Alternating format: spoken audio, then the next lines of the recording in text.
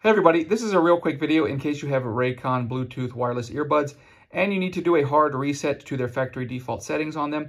You might want to do this for really two reasons. The first reason is troubleshooting. If your earbuds will not connect to your device, or they will not pair with your phone, or if they will not sync with any of your devices, or if you're getting sound out of only the left or right ear, or if you're having any kind of other issues like this where the earbuds are not working properly, a hard reset can fix a lot of these issues. The second reason is if you want to just have them forget all of the pairing history so that they don't pair with any other devices automatically and you can set them up on a new device. This will go ahead and do that for you. It's quite easy. So first thing we want to do is we're going to take our earbuds out of the case and come and press and hold the back button for 4 seconds. Now this will force them to turn off out of the case. Once we do that, we can go to the phone or whatever devices we've previously had them paired with and just delete them off of those devices.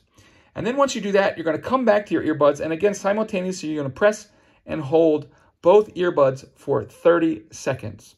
I know it's a long time, but just hold them for the full 30 seconds, after which they will be fully reset to their factory default settings.